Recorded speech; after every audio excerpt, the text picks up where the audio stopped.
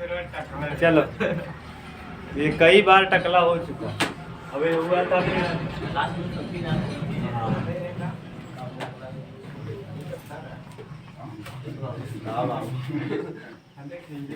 हाँ हाँ, सही कह रहे हो। चलो देखो,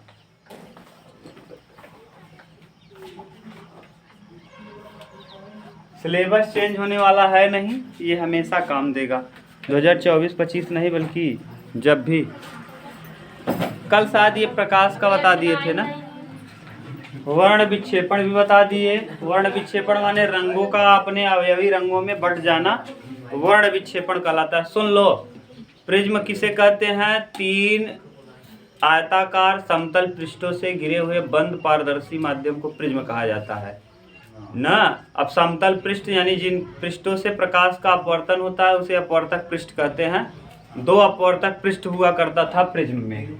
प्रिज्म में कितने अपवर्तक पृष्ठ होता था? देखो, हम रिवीजन करवा दे रहे हैं जो पढ़ाए हैं। ये देखो, 2 अपवर्तक पृष्ठ, दोनों अपवर्तक पृष्ठों के बीच बने कोण को प्रिज्म कोण कहते थे। इसे ए से प्रदर्शित करते थे। ये 90 डिग्री का अभिलंब हुआ करता था, और ये भी 90 डिग्री का क्या होता था? अभिलंब होता था। यहाँ से जब किरणें जाती थी ऐसे, तो ये सीधे निकलनी चाहिए, लेकिन ये थोड़ा सा बैंड हो जाती थी। क्यों बैंड हो जाती थी? क्योंकि ये बैंड होकर के यहाँ से गुजरती थी। फिर यहाँ से गुजरने के बाद ये किरणें देखो,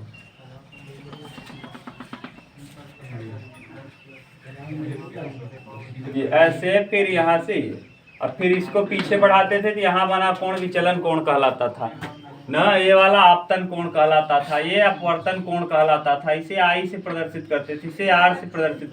अगर इसके डायरेक्शन को चेंज कर दिया जाए तो यहाँ हो जाता था आई डैश, और यहाँ हो जाता था आर डैश, ठीक। और यहाँ डेल्टा, इसे विचलन कोण कहते थे ना। और डेल्टा मिनिमम एक ऐसी स्थिति जिसके बाद प्रिज्म का न्यूनतम माने कोण संभव न हो, न्यूनतम विचलन संभव न हो, उसे न्यूनतम विचलन कोण कहते थे, जिसे डेल एम से प्रदर्शित करते थे, ठीक। इससे जब प्रकाश की किरणें गुजरती थी तो प्रकाश की किरणें की तरह रंगों में बट जाती थी, 7 रंग। ये जरूरी नहीं कि प्रिज्म से ही बट गुजरने पर 7 रंगों में बटे। वर्षा की बूंदों से भी प्रकाश जब गुजरती है तो कितने रंगों में बट जाती है? 7 रंगों में बट जाती है। सबसे ऊपर सबसे कम विचलन होता है लाल रंग का। लाल रंग का तरंग दैर्ध्य सबसे ज्यादा होता है, 7800 से 6400 एंगस्ट्रॉम। बैगनी रंग का सबसे कम विचलन, सबसे अधिक विचलन होता है। बैगनी रंग का होता है 4300 से 4000 एंगस्ट्रॉम, ठीक। लाल रंग का विचलन कम होने की वजह से इसका उपयोग हम खतरों के निशान में, सिग्नल में, ट्रैफिक सिग्नल में न करते हैं। विचलन माने कम मुड़ना, कम विचलित होना, कम मुड़ना, कम फैलना, ऐसे समझ लो। तो सबसे कम कौन फैलता था? लाल रंग। इसीलिए लाल दूर तक दिखता था। याद करो, सूर्योदय और सूर्यास्त के समय सूर्य लाल दिखाई पड़ता है, किस वजह से? हाँ, प्रकाश का अपवर्तन नहीं है ये, न तो वर्ण विक्षेपण है बल्कि प्रकीर्णन है। क्योंकि प्रकीर्णन माने फैलना, और सारे किरणें फैल जाती थी लेकिन लाल रंग फैलता नहीं था, जिस वजह से ये हमको कैसा दिखाई पड़ता था? लाल। आकाश का नीला दिखाई पड़ना, क्योंकि सबसे ज्यादा फैलता कौन सा रंग है? बैगनी। बैगनी और आसमानी से ज्यादा दिखता है कौन? नीला। इसीलिए नीला आकाश दिखाई पड़ता है। आपको समुद्र नीला दिखाई पड़ता है, यही कारण है। कौन सा कारण है? प्रकाश का प्रकीर्णन, ठीक। प्रकाश का प्रकीर्णन, ये प्रकीर्णन की घटना, टिंडल इफेक्ट भी बता दिए थे, ये भी प्रकाश के प्रकीर्णन की ही घटना है। क्लियर? और कुछ बताए थे इसमें? हाँ, और बता दिए थे कि जिसकी तरंग दैर्ध्य ज्यादा उसकी आवृत्ति कम। लाल का आवृत्ति कम होता है जबकि तरंग दैर्ध्य ज्यादा। बैगनी का आवृत्ति ज्यादा होता है, तरंग दैर्ध्य कम होता है। ये सब बता दिए हैं और बहुत अच्छे से बताए हैं। अब ये बता दिए थे कि इंद्रधनुष का बनना भी किसका है? प्रकाश के वर्ण विक्षेपण का ही घटना है। 2 प्रकार का इंद्रधनुष बनता है, प्राथमिक और द्वितीयक। प्राथमिक में 2 बार अपवर्तन होता है और 1 बार परावर्तन होता है। इसमें ऊपर लाल रंग और नीचे बैगनी रंग होता है, मध्य में हरा रंग होता है। और द्वितीयक इंद्रधनुष में 2 बार अपवर्तन, 2 बार परावर्तन। इसमें मध्य में कौन सा? हरा रंग रहेगा, लेकिन ऊपर बैगनी नीचे लाल हो जाएगा। ये सूर्य के इंद्रधनुष सदैव सूर्य के विपरीत दिशा में बनता है। बारिश के समय या बारिश के बाद वर्षा होती रहे तब बन जाएगा। अगर वर्षा होती रहे और सूर्य इस तरफ निकल आए, इस तरफ इंद्रधनुष बन सकता है। सूर्य के विपरीत दिशा में हमेशा इंद्रधनुष बनता है। दोपहर में कभी भी इंद्रधनुष नहीं बनता। क्लियर? ये सब घटना आपको कल बता दिए थे। इसके आगे कुछ और पूछना हो तो पूछ सकते हो, नहीं तो हम लोग आगे चलें। एक विवर्तन होता है जो आपके यहाँ दिया नहीं है, विवर्तन, और एक यहाँ होता है व्यतिकरण। ये विवर्तन क्या होता है? जैसे ध्वनि है, ध्वनि अपने रास्ते को सबसे ज़्यादा बदलती है, लेकिन प्रकाश सीधे मार्ग में चलती है। जानते हो कि नहीं? प्रकाश एकदम सीधी रेखा में चलती है, जबकि ध्वनि सीधी रेखा में नहीं चलती। जैसे हम यहाँ बोल रहे हैं, अगर कोई उस तरफ सुन रहा हो तो उधर भी सुनाई पड़ेगा। क्यों? क्योंकि ध्वनि ऐसे न करके टेढ़ा मेढ़ा जैसे रास्ता पाएगा वैसे चला जाता है। इसीलिए लोग कहते हैं दीवारों के भी क्या होते हैं? कान। क्योंकि दीवार के कान नहीं, बल्कि ध्वनि चाहे जहाँ से रास्ता पाएगा, मुक्का उक्का सब जगह से क्या होगा? घुस जाएगा। लेकिन अगर हम यहाँ लाइट जलाएं, जैसे इस दीवार पे जलाएं, तो उस तरफ पार नहीं होगा, मुक्का में जलाएंगे तभी पार होगा। यही है विवर्तन। यानी विवर्तन की वजह से किसी चीज़ का परछाई नहीं बनता। जैसे जहाज कम ऊंचाई पे उड़ रही हो तो उसका परछाई नीचे बनेगा, लेकिन जब ज़्यादा हाइट हो जाता है तो परछाई बनना बंद हो जाता है। ठीक जैसे अभी हम यहीं खड़े हैं, इधर से प्रकाश आए और यहाँ खड़े रहें तो हमारा प्रकाश ज़्यादा बड़ा बनेगा प्रतिबिंब, लेकिन जैसे ही दीवार से सट जाएं तब देखो प्रकाश को जाने का रास्ता कुछ मिला? कम मिलेगा। थोड़ा थोड़ा मेरा छोटा प्रतिबिंब बनने लगेगा। ये करके आप देख सकते हो ना। जैसे अब दीवार के सामने खड़े हो ना, कोई मोमबत्ती खड़ी कर देना, फिर एक बार इधर आना, तो देखोगे आपका बड़ा सा प्रतिबिंब बनेगा। और जैसे जैसे दीवार के पास सटते जाओगे प्रतिबिंब आपका क्या होता जाएगा? छोटा। यानी विवर्तन की वजह से किसी चीज का प्रतिबिंब मिट जाता है। क्या होता है? मिट जाता, बनता नहीं बल्कि मिट जाता है। जब से जहाज ज्यादा हाइट पे उड़ने लगेगी तो ऐसी स्थिति में उसका परछाई बनना क्या हो जाएगा? बंद हो जाएगा। क्योंकि प्रकाश एक सीधी रेखा में चलती है और यह ज़्यादा अपने रास्ते से भटकती नहीं है, रास्ते से भटकती नहीं है। तो जैसे देखो अभी यहाँ खड़े थे तो यहाँ से प्रकाश आता तो यह मेरा पूरा बना लेता, क्योंकि ये भटकता नहीं तो इधर से मिला लेता, बन जाता परछाई। लेकिन जब सट गए तो ये भटकती नहीं, तो यहाँ से जब आएगा तो मेरे ऊपर जितना पड़ेगा वो पीछे जा पाएगा नहीं, इसीलिए मेरा परछाई अच्छे से नहीं बन पाएगा। समझ गए? ये विवर्तन है। व्यतिकरण क्या है? व्यतिकरण है जैसे दो प्रकाश की किरणें जब एक ही दिशा में चल रही हों और एक ही आयाम से चल रही हों, एक ही गति से चल रही हों, तो ऐसी स्थिति में या तो उनकी गति बढ़ जाती है या तो उनकी गति कम हो जाती है। इसी को व्यतिकरण कहते हैं। क्या कहते हैं?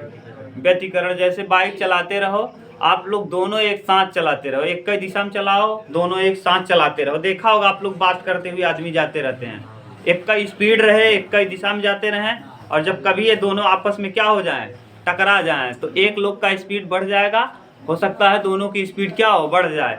आप लोग भी ऐसा किए होंगे, कभी कभी साइकिल साथ में चलाए होंगे, हंडिल में बच गई होगी, स्पीड बढ़ गया होगा ना, धड़ाम से गिरे होंगे, तब समझे बाप रे बहुत भयानक। यही है क्या? व्यतिकरण। ये किया होगा आप लोगों ने अपने दैनिक जीवन में, यही व्यतिकरण है। अगर आप कहो तो हम लिखवा दें, नहीं तो ये आपके यहाँ है नहीं सिलेबस में। ले लाओ। अब चेक पॉइंट में आपको जो पूछना है, कल कह रही थी चेक पॉइंट करवा दीजिए। लाओ चेक पॉइंट। चेक पॉइंट कहाँ है? 19.3। Check point 19.3। प्रकाश का प्रकीर्णन किस प्रकार के कणों द्वारा होता है? छोटे कणों, धूल कणों के द्वारा। प्रकाश का प्रकीर्णन धूल कणों के द्वारा होता है। आपको बताए थे कांच अगर पड़े, कांच पर पड़े, अगर कांच एक तरफ कलाई हो और उस पर प्रकाश पड़े तो लौट जाता है, जिसे परावर्तन कहते हैं।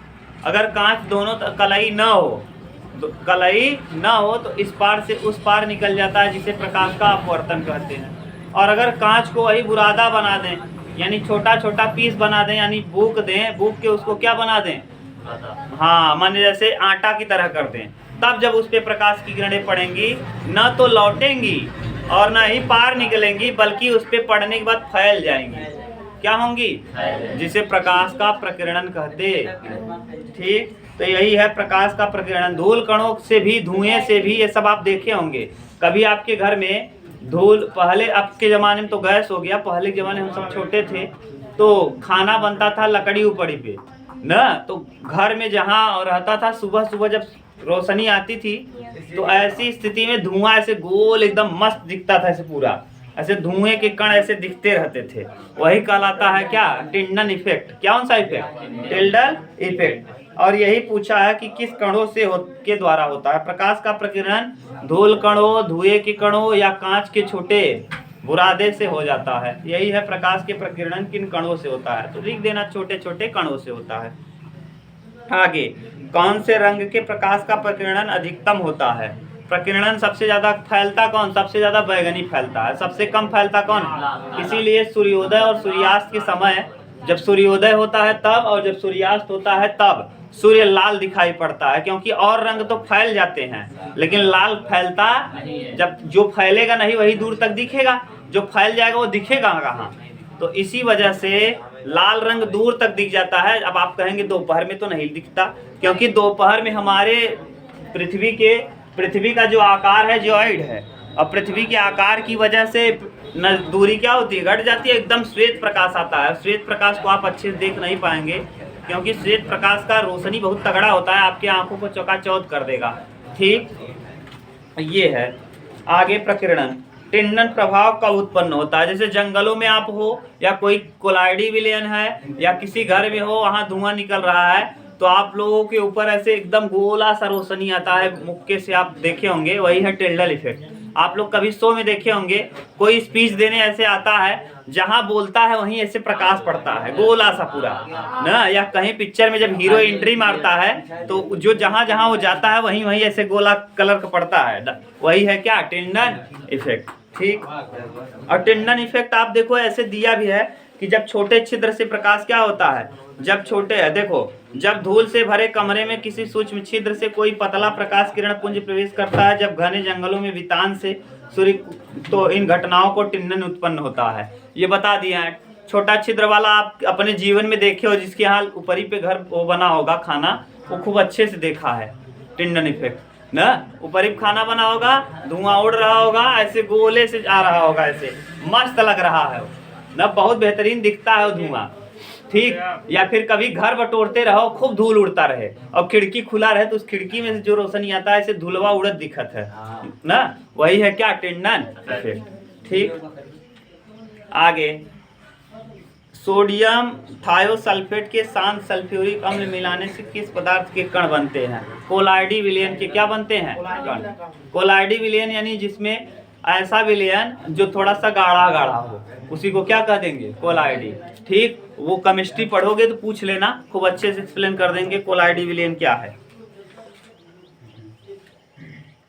ना। विषमांगी मिश्रण या कोलाइडी विलयन, यानी जैसे चीनी और पानी का मिश्रण, विषमांगी, समांगी मिश्रण और विषमांगी मिश्रण आप जानते होंगे। चलो, हो गया। अब बोलो कौन सा बताना है? इधर जो बताना हो बता दें। पहले देख लो, स्वयं को जांचें, स्वयं को जांचें। श्वेत प्रकाश से के प्रिज्म द्वारा वर्ण विक्षेपण से प्राप्त स्पेक्ट्रम के मध्य उपस्थित किरण का रंग, मध्य में कौन सा रंग होता है? हरा। याद करो, हम पहले बता दें, बेब्ग्योर जी आता है कहाँ? बीचों बीच। 3 इस तरफ से छोड़ दो, 3 इस तरफ से छोड़ दो, तो बीच में कौन सा रंग रहता है? हरा। इंद्रधनुष के बीच में कौन सा रंग रहता है? ये स्वयं को जांचे में मिल गया पहला ही क्वेश्चन। आगे कह रहा है, इंद्रधनुष का बनना किस कारण से संबंधित है? इंद्रधनुष किस वजह से बनता है? वर्ण विक्षेपण की वजह से। प्रकाश के वर्ण विक्षेपण, प्रकीर्णन की वजह से नहीं, वर्ण विक्षेपण, रंगों में बट जाना।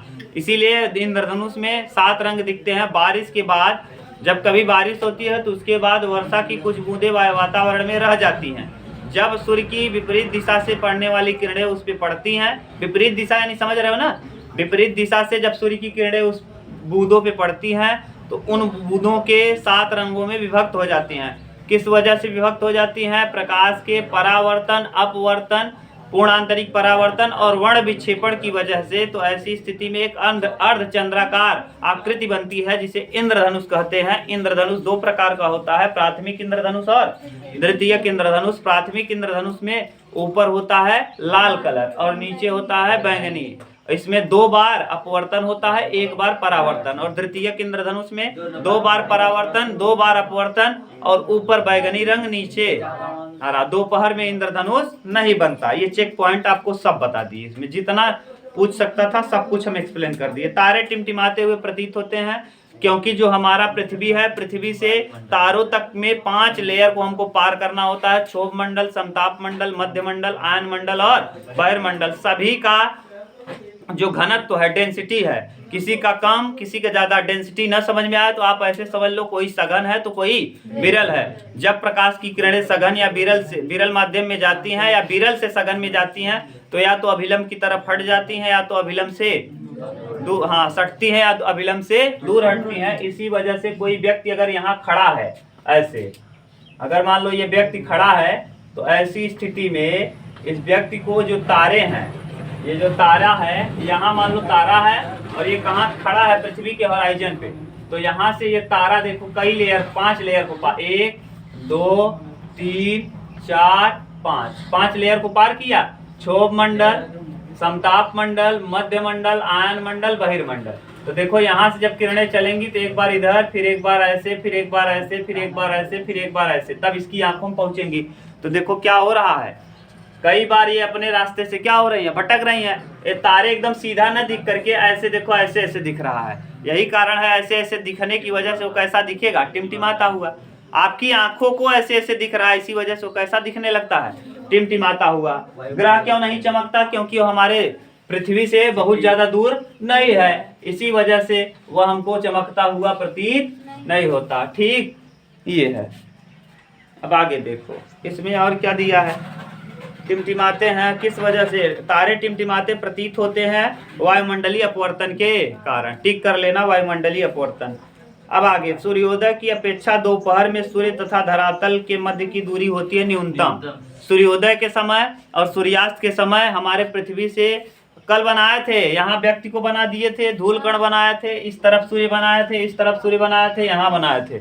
यहाँ से दूरी क्या थी, न्यूनतम, दूरी न्यूनतम। तो दोपहर के समय सूर्य से पृथ्वी का जो होराइजन है, उस होराइजन की वजह से पृथ्वी की दूरी और सूर्य की दूरी क्या हो जाती है, न्यूनतम। इसी वजह से कम रहता है, इसी वजह से धूप तगड़ा लगता है। दोपहर देखो कितना तेज धूप लगा था, क्योंकि सीधी किरणें पड़ती हैं, दूरी क्या हो जाती है, कम।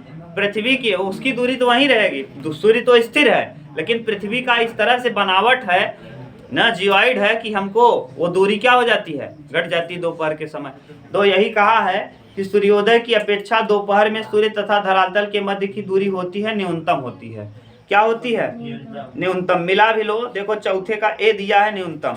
हम वास्तविक सूर्योदय से पहले सूर्योदय देख सकते हैं लगभग 2 मिनट पहले।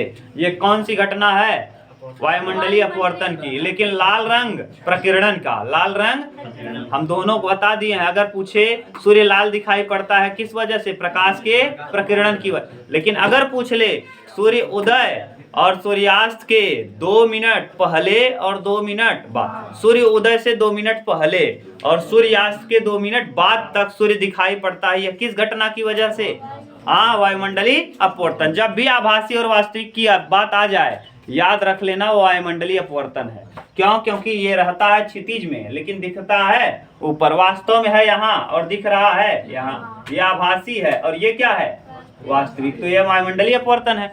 तारा रहता है ऊपर और दिखता है, तो ये भी कौन सा, वायुमंडलीय। आप सिक्के को डालते हो पानी में तो सिक्का दिखता है तली से ऊपर ना, ये भी वायुमंडलीय। अब ये वायुमंडलीय अपवर्तन नहीं, अपवर्तन है। वायुमंडलीय यानी ऊपर वाली घटना है। ठीक, ये बताए हैं, खूब अच्छे से याद रखना। जैसे पेंसिल का टेढ़ा दिखना, अपवर्तन की घटना। सिक्का का क्या होना, सिक्के का उठा हुआ प्रतीत होना, अपवर्तन। तारे का अपने वास्तविक ऊंचाई से अधिक ऊंचाई पे दिखना, ये भी क्या है, वास्तविक ऊंचाई से कम ऊंचाई पे दिखना, ये भी क्या है, वायुमंडलीय अपवर्तन। ठीक, ये सब अपवर्तन की घटनाएं है। तारा वाला देखो यहाँ बनाया भी है भैया, तुम लोग देखते नहीं, ये देखो तारा यहाँ है, तारे का आभासी स्थिति देखो नीचे है, दिख रहा है कहाँ, ऊपर। तो ये आभासी ऊपर प्रतीत हो रहा है। अरे दिखता कहाँ है, रहता है नीचे, दिखता है। देखो सूर्य है अंदर, तो उसके पहले ही दिखने लगा कहाँ, ऊपर। ये सूर्य वास्तव में है और दिखने कहाँ लगा, तो 2 मिनट पहले यहाँ देखो, यहाँ से यहाँ आने में 2 मिनट लगेगा, अभी ऊपर आने में क्या लगेगा, 2 मिनट लगेगा। इसके पहले ही सूर्य आपको दिखने लगा, इसका मतलब आभासी दिख रहा है, वो वास्तव में है। तो ऐसे ही सिक्का रहता है यहाँ दिखता है, ये भी आभासी है ना। ऐसे तारा रहता है यहाँ दिखता है, तो ये भी आभासी है। तो जहां जहां आभासी, पेंसिल रहती है बिना सीधी, दिखती है टेढ़ी, ये भी क्या है, आभासी। तो ये सब आभासी वाली जहां जहां बात आएगा सब हो जाएगा अपवर्तन की घटना। बोलो किसी को दिक्कत नहीं। आगे कह रहा है टिंडन प्रभाव होता है कोलाइडी विलयन द्वारा, जल द्वारा, पेट्रोल द्वारा, ये सभी द्वारा। बोलो हाँ, कोलाइडी विलयन द्वारा।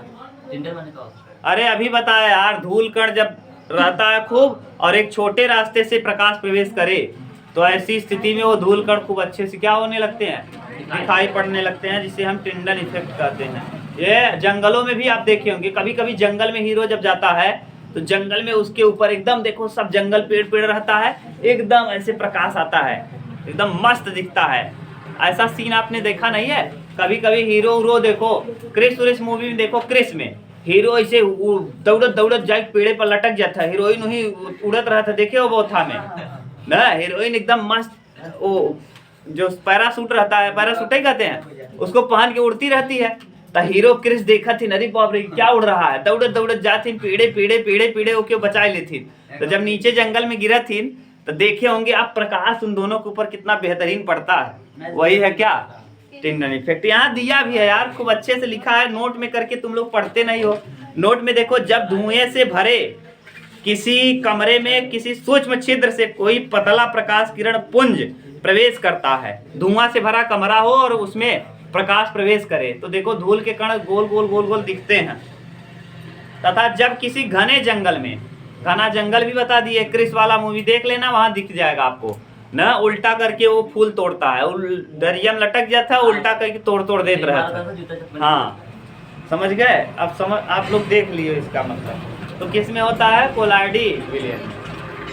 अब आगे घरा दिए गए चित्र में विचलन कोण का मान लिखिए तथा विचलन कोण को परिभाषित कीजिए। विचलन कोण कहाँ बनेगा, डी पॉइंट पे। कहाँ बनेगा, हाँ अरे मान थोड़ी ना बता पाओगे ऐसे बिना दिए, कैसे बता लो, कोई तो नहीं मान दिया है। हाँ तो विचलन कोण डी पर होगा। विचलन कोण का मान कितना होगा ये बता नहीं सकते। क्यों नहीं बता सकते, क्योंकि आपतन कोण का मान पता ही नहीं है। जब तक विचलन कोण कब निकालते हो, डेल बराबर n-1 अपवर्तनांक दिया हो और प्रिज्म कोण दिया हो, तब आप विचलन कोण निकाल पाओगे। डेल्टा का वैल्यू तब निकल पाएगा, नहीं तो डेल्टा का वैल्यू निकल नहीं पाएगा। तो कहाँ दिया है, ना तो आई दिया है, ना तो आर दिया है, ना तो डेल दिया है, ना तो ए दिया है, ना तो एन दिया है, कुछ तो नहीं दिया है। कैसे निकालोगे, केवल ये बता सकते हो कि विचलन कोण कहाँ बनेगा, डी पर बनेगा। किस पे बनेगा, डी पर। विचलन कोण कहते किसे हैं, ये लिख देना। आने वाली किरण को आगे बढ़ाने पर और निर्गत किरण को, आने वाली किरण यानी आपतित किरण को आगे बढ़ाने पर और निर्गत किरण को पीछे बढ़ाने पर, जहां पे ये दोनों रेखाएं एक दूसरे को प्रतिच्छेदित करती हैं, वहां बनने वाले कोण को विचलन कोण कहते हैं। ठीक। कांच के एक आयताकार गुटके में श्वेत प्रकाश का वर्ण विक्षेपण नहीं होता, कारण बताइए। क्योंकि कांच के गुटके से कोई प्रकाश का वर्ण विक्षेपण देखने को नहीं मिलता, क्योंकि कांच के गुटके से प्रकाश सीधे निकल जाती है, वहाँ पे कोई मुड़ती नहीं है। अगर मुड़ेगी नहीं तो ऐसी स्थिति में प्रकाश का फैलाव होगा ही नहीं। यही कारण है कि कांच के गुटके से प्रकाश का क्या नहीं होता, वर्ण विक्षेपण नहीं होता है। श्वेत प्रकाश का वर्ण विक्षेपण नहीं होता, खूब अच्छे से उधर दिया है। कांच का गुटका वो नहीं है, कांच का गुटका मतलब ऐसा समतल साबुन की तरह, उससे नहीं होगा। खतरे के संकेत के लिए लाल रंग का प्रयोग क्यों किया जाता है, क्योंकि लाल रंग ज्यादा दूर तक क्या होता है, दिख जाता है, क्योंकि लाल रंग का तरंग दैर्ध्य अधिक होता है। लाल रंग का तरंग दैर्ध्य लिखना चाहो तो लिख देना 7800 से 6400 एंगस्ट्रॉन होता है। यह ज्यादा दूर तक दिखता है, यह ज्यादा फैलता नहीं, इस वजह से हम लाल रंग का उपयोग खतरों के निशान में, ट्रैफिक सिग्नलों में करते हैं, क्योंकि इसका ज्यादा फैलाव नहीं होता, इसका विचलन बहुत कम होता है। ठीक। आगे, ग्रह क्यों नहीं टिमटिमाते, क्योंकि ग्रह हमारे होराइजन यानी हमारे पृथ्वी से बहुत नज़दीक हैं और बड़े हैं। इस वजह से हमारी आंखें जो हैं ज़्यादा वातावरण को पार नहीं करती, जिस वजह से हमको ग्रह टिमटिमाते हुए प्रतीत नहीं होते, जबकि तारे टिमटिमाते हुए प्रतीत होते हैं, क्योंकि तारों की दूरी हमारे ग्रह से बहुत दूर है ना। इस वजह से हमारी आंखों को कई वातावरण को पार करना होता है, कई मंडल को पार करना होता है, 5 मंडल को, जिस वजह से तारे हमको टिमटिमाते हुए प्रतीत होते हैं। अब आगे, श्वेत प्रकाश 7 रंगों में मिलकर बना है, एक प्रयोग द्वारा समझाइए। जब हम प्रिज्म या जब हम किसी इंद्रधनु माने वर्षा के पश्चात प्रकाश की किरणें किसी बूंदों पे पड़ती हैं या प्रिज्म से पड़ती हैं, तो ऐसी स्थिति में वह 7 रंगों में विभक्त हो जाता है, जिसे हम प्रकाश का वर्ण विक्षेपण कहते हैं। यही घटना आपको बताना है, और अगर प्रयोग से समझाना है तो आप लोग क्या बनाइएगा, अपने कॉपी में एक प्रिज्म बनाइएगा और हेडिंग होडिंग ले जाइएगा 7 ठू। पहले लाल रंग खींचिएगा तो बन जाएगा, प्रयोग द्वारा हो जाएगा कि नहीं। अब वहाँ तो आप प्रिज्म चिपकाओगे नहीं कॉपी में कि चिपका के भेजोगे प्रिज्म, कि यहाँ निकालिएगा और देख लीजिएगा सूर्य में, तो आप वहीं बना दोगे ना, जैसे हम बनाते हैं ऐसे बना के दिखा देना, प्रयोग वही हो गया। लिख देना और बना के दिखा देना। या तो आप इंद्रधनुष बना देना 7 रंगों वाला, ऐसे कहना यहाँ वर्षा की बूंदे हैं, ऊपर लिखना ये वर्षा का गोल बूंद है, कई बूंद बना देना, और यहाँ फिर ऐसे बना देना 7 रंग, और 7 रंग बना के ऊपर लाल कर देना, नीचे फिर एक और बना देना, जो आपको अच्छा लगे। प्रिज्म अच्छा लगे तो प्रिज्म बनाना, और ये अच्छा लगे तो ये बना देना। हाँ, हेडिंग लिए रहोगे तो थोड़ा स्मार्ट दिखेगा, मस्त दिखेगी कॉपी, और नहीं तो आप एक ही पेन से बनाओगे तो लिख देना, तब नाम लिखना लाल पूरा लिखना, वैसे रहेगा तो अच्छा दिखेगा भी। रेनबो इंद्रधनुष बनाते नहीं है छोटे बच्चे, रेनबो बनाओ, तो रेनबो बना देते हैं। तो वही है, अर्धचंद्राकार बनाना है, चांदा ले ही जाओगे, चांदा खींच खींच बना देना मस्त, चाहे वो कर देना। तुम्हारे पास 2 है, चाहे आप इंद्रधनुष बना देना, चाहे प्रिज्म बना लेना। लड़कियां तो गधा होती, ओ बनही का। हाँ देखा, वहाँ पहले बता देना, प्रिज्म जाना था न, चांदा उदा लगे के पूरा डिजाइन मारे। इससे अच्छा है कि क्या करा, प्रिज्म ला मार, लाल पियर हरियर निकाल दे। प्रिज्म का सचित्र समझाइए। प्रिज्म को चित्र बना देना और उसको समझा देना क्या क्या कैसे है, कौन सा रंग विचलित होता है, कौन सा नहीं होता, पूरा लिख डालना। हाँ सब लिख देना यार, इतना बता दिए लिख पाओगे।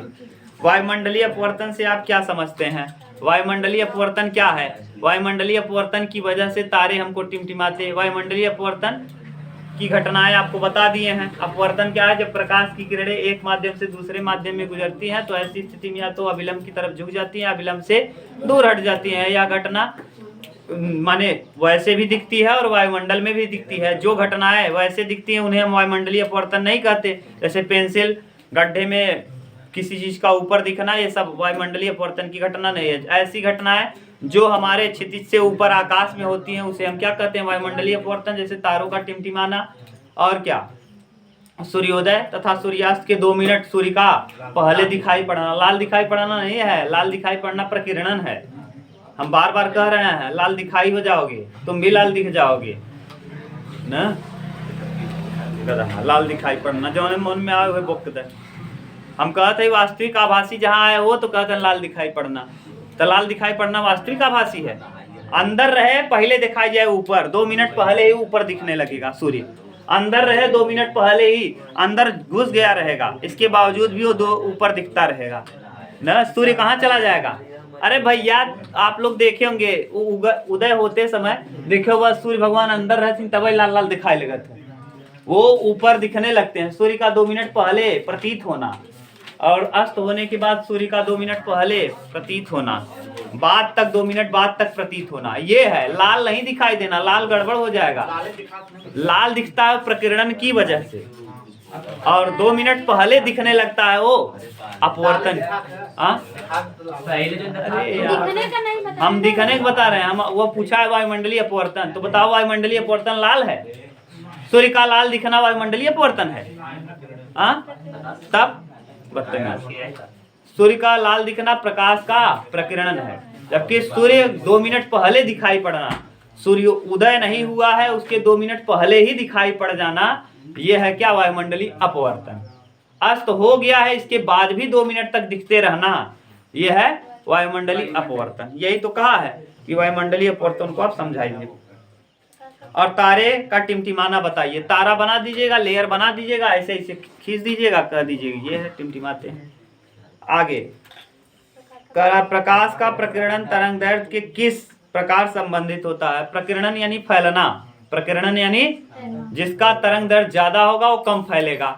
जैसे लाल रंग का तरंग दैर्घ्य ज्यादा, इसलिए लाल रंग फैलता कम है, और बैगनी रंग का तरंग दैर्घ्य कम, सबसे कम, इस वजह से बैगनी रंग ज्यादा फैल जाता है। क्या होता है? फैल जाता है। तो यही तो है प्रकीर्णन, यानी अगर तरंग दैर्घ्य ज्यादा रहेगा तो प्रकीर्णन कम होगा, तरंग दैर्घ्य कम रहेगा तो प्रकीर्णन ज्यादा होगा। ठीक, यही कारण है कि हमको आकाश नीला दिखाई पड़ता है। क्यों? सबसे ज्यादा फैला कौन सा रंग है? बैंगनी। बैंगनी उतना ज्यादा चटकार नहीं होता, बैंगनी के बाद जामुनी या आसमानी आता है, तो आसमान आसमानी दिखता है, ऐसे बोल दो। नहीं बोल पाओ तो नीला दिखता है। नीला क्यों दिखा? क्योंकि सबसे ज्यादा फैला कौन है? बैगनी। तो बैगनी की वजह से बैगनी न दिख करके बैगनी उतना छिप जाता है, इसलिए कैसा दिखना लगता है? नीला। ये प्रकीर्णन। अच्छा, 16 गुना अधिक फैलता है। सोच लो, लाल से 16 गुना अधिक फैलता कौन है? बैगनी और नीला। इसी वजह से आसमान हमको कैसा दिखाई पड़ता है? समुद्र हमको कैसा दिखाई पड़ता है? नीला। यही कारण है, क्योंकि लाल रंग से 16 गुना ज्यादा फैलता है नीला रंग। इसी वजह से समुद्र भी हमको कैसा दिखने लगता है? जो ज्यादा फैलेगा वही दिखेगा ना, और जो कम फैलेगा वो दूर तक दिखेगा। जो ज्यादा फैलेगा पूरा दिख जाएगा, और जो कम फैलेगा वो दूर तक दिख जाएगा। तो तुमको दूर तक देखना है कि ज्यादा फैला के देखना है? तो दूर तक देखना तो लाल रंग का प्रयोग कर लो, और अगर फैला के देखना है सब जगह वही दिखे तो फिर बैगनी रंग ले लो, आसमानी ले लो। ये है, समझोगे तब समझ पाओगे। आगे का राज संबंधित होता है इस तथ्य पर आधारित किन्हीं दो प्राकृतिक घटनाएं। दोनों प्राकृतिक घटना हम आपको बता दिए, समुद्र का नीला दिखाई पड़ना, आकाश का नीला दिखाई पड़ना। ये दोनों घटनाएं किसकी हैं? टिंडन प्रभाव। लिख लेना। ये हो गया आपका कौन सा चीज खत्म? स्वयं को जांचें। अब स्वयं को जांचे से पहले परीक्षा अभ्यास में आप पूछना हो तो पहले लो देख लो, हम कुछ टाइम के लिए बंद करें और आप पूछ लो। चलो अब देखो, एक लघु उत्तरी का देखो है, परीक्षा अभ्यास है। परीक्षा अभ्यास में लघु उत्तरी का क्वेश्चन नंबर 2। ये ऐसे बनाया है, यहाँ से प्रकाश की किरण गुजरा है, यहाँ से निकला है। अब ये जाएगा, ऐसे जाना चाहिए, लेकिन ये प्रिज्म है तो प्रिज्म होने की वजह से ये क्या होगा? मुड़ेगा। और यहाँ देखो लिखा है, क्या क्या लिखा है? पीला प्लस हरा और प्लस नीला। अब जरा बताओ, विबग्योर जब आप पढ़े थे, विबग्योर, वी का मतलब वायलेट, इंडिगो ब्लू, ब्लू माने नीला, फिर ग्रीन माने हरा, और येलो माने पीला। यही तीनों दिया है क्या? अब देखो, अगर आप बनाते तो ये देखो तीनों ही बनाना है, 3 ही बनाना है, ये 3 बना लो यहाँ से। आप बताओ सबसे ज्यादा कौन फैलेगा? सबसे नीचे रहता है बैगनी, यहाँ बैगनी, बैगनी के बाद इंडिगो, इंडिगो के बाद नीला। ये क्या हो जाएगा? नीला। ये क्या हो जाएगा? फिर हरा, हरा के बाद लाल, ये पीला। यही देखो बनेगा निशान। आप इसको उल्टा करके तभी सॉल्व करना। हाँ वैसे भी कर सकते हो, लेकिन आप बताओ ऐसे तो पहले यहाँ क्या लिखते थे? नीचे बैगनी, बैगनी के बाद जामुनी, जामुनी के बाद नीला, के बाद हरा, के बाद पीला, के ऊपर फिर जो भी रहता था, पीला के ऊपर ऑरेंज, ऑरेंज के ऊपर रेड। ठीक, इस तरह से बना के तब लिख लेना। लिख पाओगे कि नहीं? ये दिया है, ये दिया था केवल, और ये वाला आपको बनाना था इस तरफ। कैसे बनेगा? देखो उल्टा हो गया, पीला पीला बना, हरा। ऐसे मत कर देना पीला पहले है, पीला यहाँ लिख दे। वो बदल के दे सकता है, जरूरी नहीं कि ऐसे ही दे, घुमा फिरा के देगा। आपको समझना पड़ेगा कि कैसे हमको बनाना है। नहीं तो अगर आपको दिक्कत हो तो बगल में आप बना लेना, बगल में 7 रंग के लिए बना लेना, बिग्योर लिख लेना, उसके बाद उसको रफ कॉपी में पीछे काट देना, फिर 3 जो दिया रहेगा जैसे आएगा आपका वैसे ले आके कॉपी में छाप देना। समझ गए? अब देखो क्वेश्चन आंकिक प्रश्नों को हम देखेंगे। आंकिक प्रश्न,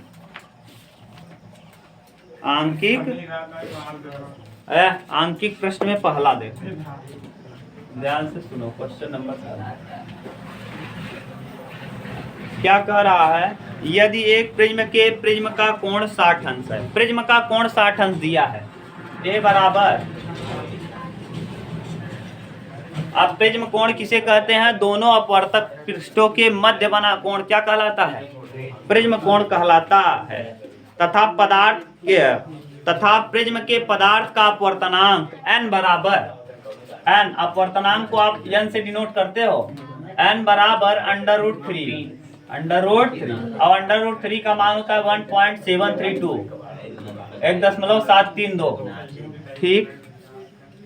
ये तो प्रिज्म के न्यूनतम विचलन डेल्टा m का मान ज्ञात, डेल्टा m, ये सूत्र लिखवाए थे याद करो, डेल्टा m बराबर वाट, यही पूछा है, ठीक।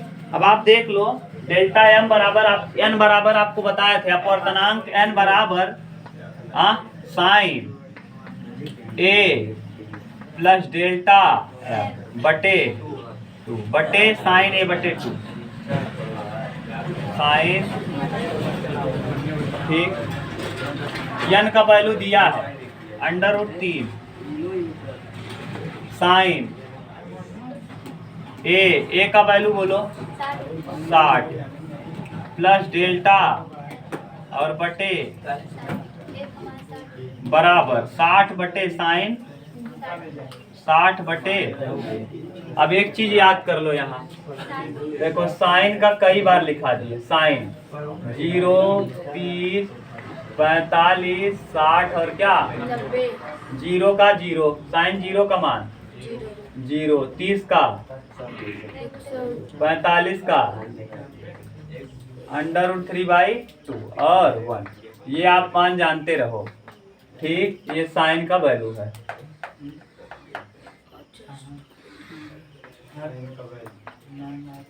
रख दो, 60 अंश का मान कितना हो जाएगा? साइन 60 का वैल्यू बोलो, हाँ वहां देखो लिख दिए √3/2, तो यहाँ √3, यहाँ आ जाएगा साइन 60 प्लस डेल्टा m और बटे में 2, इधर ना करके उधर कर दे रहे हैं, दिखेगा नहीं, टेढ़ा मेढ़ा हो जाएगा। यहाँ लिखेंगे √3 बराबर साइन 60 प्लस डेल m और बटे में क्या, और पूरे के बटे साइन 2 का भाग देंगे, साइन कितना हो जाएगा 30, साइन 30 का वैल्यू 1/2, तो यहाँ लिख देंगे √3 बराबर साइन 60 अंश प्लस डेल्टा m और बटे 2 और पूरे की बटे कितना 1/2, 1/2 यहाँ जाएगा, इसके बटे कर दो, न समझ में आती है पलट के कहाँ जाएगा ऊपर, 2 नीचे से कहाँ चला जाएगा ऊपर, और फिर यहाँ जब 2 आएगा तो 2 बटे में करोगे तो यहाँ आ जाएगा। देखो हम और स्टेप बढ़ा दे रहे हैं जैसे आप अच्छे से समझ पाओ। ये 2 कहाँ जाएगा तो 2 साइन 60 प्लस डेल m और बटे में 2, सही है। ये 2 कहाँ कर दें बटे में, तो √3/2 बराबर साइन 60 प्लस डेल्टा m और बटे, अब ये बताओ कितने अंश का मान ये है 60, कितने साइन 60, तो यहाँ लिख देंगे साइन 60 अंश बराबर साइन 60 प्लस डेल्टा और बटे में, अब देखो तुलना कर लो, 60 से 60 क्या होगा कट जाएगा, ये अरे यार ये साइन से साइन तो बचेगा क्या, नहीं 60 बराबर यहाँ 60 प्लस डेल्टा m और बटे में साइन से साइन क्या हुआ, हट गया, काटते नहीं है। ये त्रिकोणमिति का नियम है कि दोनों को आपस में काटा नहीं जाता, मान लेते हैं।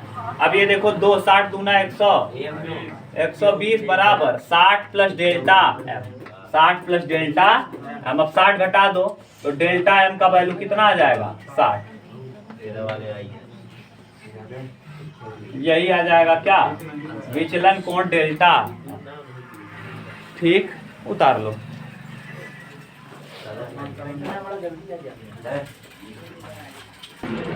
चलो देखो नेक्स्ट। बात मत करो यार।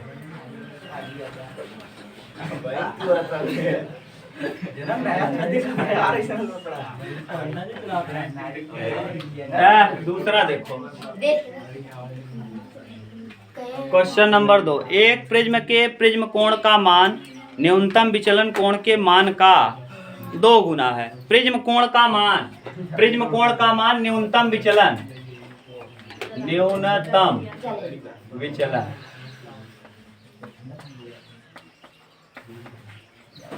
और प्रिज्म कोण,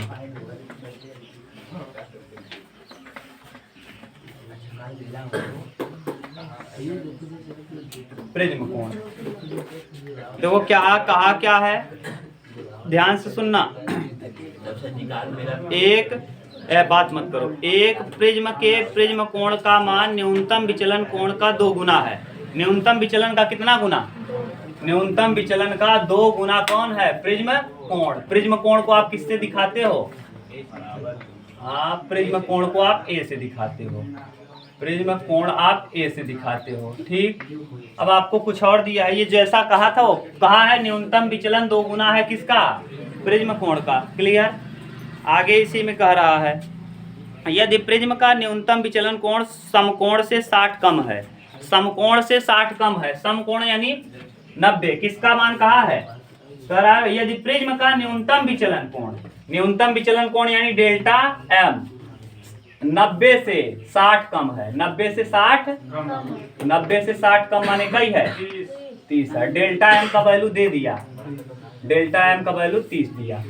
ध्यान से सुन लो, फिर कह रहा है यदि न्यूनतम विचलन कोण समकोण से 60 कम है, समकोण माने कई डिग्री, 90 से कितना कम, यानी 30, यानी डेल्टा एम का वैल्यू, इस न्यूनतम विचलन को आप डेल्टा एम कहते हो, इसका वैल्यू कितना निकाल लिए, 30 गुणे 2 बराबर 1, यानी 30 गुना। तो प्रिज्म कोण का मान आपको पता चल गया। आदर्श प्रिज्म है ये, याद करो आदर्श प्रिज्म का प्रिज्म कोण कितना होता है। इसके पहले वाला भी आदर्श प्रिज्म था, वहां भी 60 दिया था। अब आगे कह रहा है 60 कम हो तो पदार्थ के प्रिज्म के पदार्थ का अपवर्तनांक ज्ञात कीजिए। अपवर्तनांक n बराबर अभी लिखे थे, n बराबर sine a plus del m बटे 2 बटे साइन a बटे 2, a बटे रख दो, n बराबर sine a 60 plus delta m 30 बटे 2 अपान साइन 60 बटे 2 रखो। n बराबर क्या हो जाएगा आगे, n बराबर 60 30 90 है, 60 30 90, 90 में 2 का भाग देंगे 45, तो साइन 45 बटे साइन 30, साइन कितना, साइन 45 अंश का मान जरा बताओ, 1 बटे 2 अंडर रूट 2 और बटे साइन 30 1 बटे, ठीक से लिखेंगे। n बराबर नीचे वाला 2 कहाँ जाएगा, 2 बटे अंडर रूट, एक बार कटाएंगे इसको, देखो हम 2 बार रूट में लिख सकते हैं, 2 इंटू अंडर रूट और बटे अंडर रूट, एक इससे कट जाएगा। अंडर रूट 2 का मान होता है 1.414, यही आ जाएगा क्या, अपवर्तनांक n का वैल्यू। बोलो कहीं दिक्कत हो तो, ठीक, मिटा दें। Yes sir. हाँ देख लो, देख लो, उतार लो, स्क्रीनशॉट मार लेना, आपकी किताब में हल भी दिया है। ठीक, अगला देख लो, एक और बच गया, लास्ट, लास्ट वाला कौन सा है, तीसरा। बात मत करो यार। यदि एक पतले प्रिज्म का प्रिज्म कोण 10 डिग्री है, पतला प्रिज्म है उसका प्रिज्म कोण 10 डिग्री है, 10 डिग्री, ए बराबर 10 डिग्री।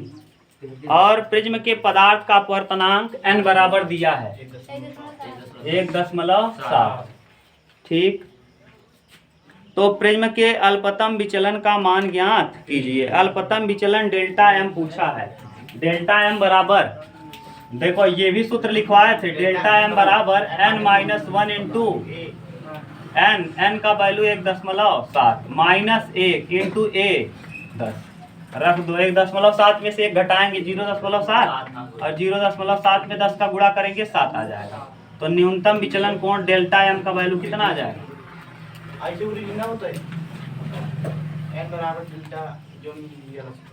तो वो वाला सूत्र में कहाँ आपको a का मान पता है? a का पता है लेकिन डेल्टा m का कहाँ पता है? रखो, कैसे रख के निकाल पाओगे? दोनों कोण पता रहना चाहिए ना। अपवर्तनांक डेल्टा m निकालना है।